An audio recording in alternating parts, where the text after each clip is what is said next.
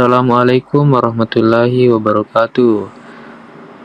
Perkenalkan, nama saya Muhammad Pasais, mahasiswa Universitas Muhammadiyah Sedenren Rapang, Prodi Teknologi Pendidikan dengan NIM 09105801 Kali ini saya akan menjelaskan materi dari mata kuliah Pendidikan Anti Korupsi yang diampu oleh Dr. Andes Syam Hermansyah, SPD, MPDI. Tanpa berlama-lama, baik langsung saja ke pembahasannya. Bab 5. Upaya Pemberantasan Korupsi.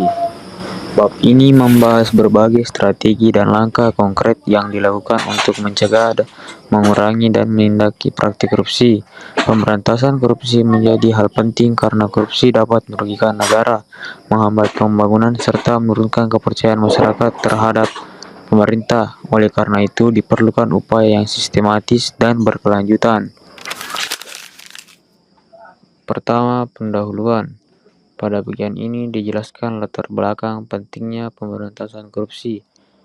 Korupsi tidak hanya berdampak pada kerugian keuangan negara, tetapi juga menyebabkan ketimpangan sosial, kemiskinan, serta rusaknya sistem pemerintah. Selanjutnya, upaya pemberantasan korupsi. Bagian ini menguraikan berbagai langkah umum yang dapat dilakukan untuk memberantas korupsi. Antara lain, yang pertama, penegakan hukum yang tegas. Korupsi harus ditindak melalui hukum yang jelas dan sanksi yang berat agar menimbulkan efek jera.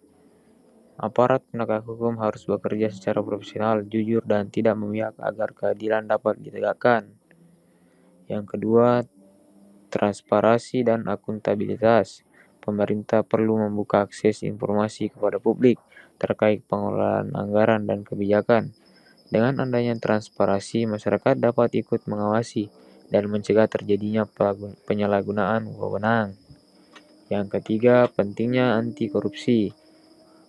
Penanaman nilai-nilai kejujuran, tanggung jawab, dan integrasi sejak dini sangat penting. Pendidikan ini bisa dilakukan di sekolah, keluarga, maupun masyarakat agar terbentuk budaya anti korupsi.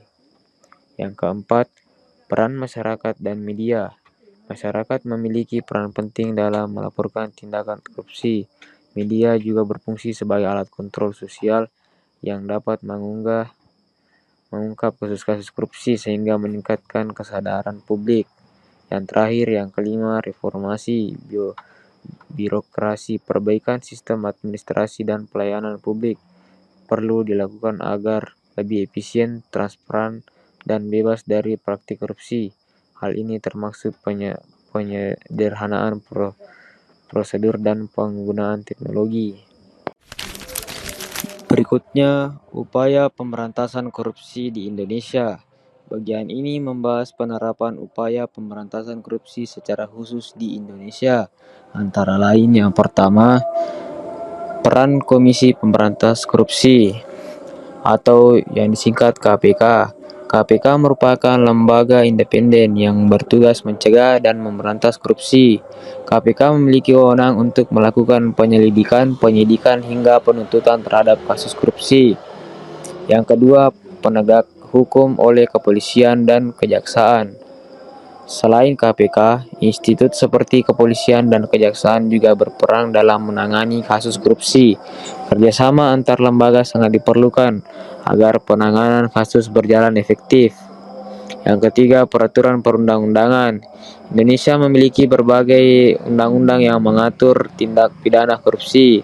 Aturan ini menjadi dasar hukum dalam menindak pelaku korupsi dan memberikan sanksi yang sesuai. Yang keempat, program pencegahan oleh pemerintah. Pemerintah melakukan berbagai program seperti digitalisasi layanan publik, agrofitmen, serta penguatan sistem pengawasan internet untuk mengurangi peluang terjadinya korupsi.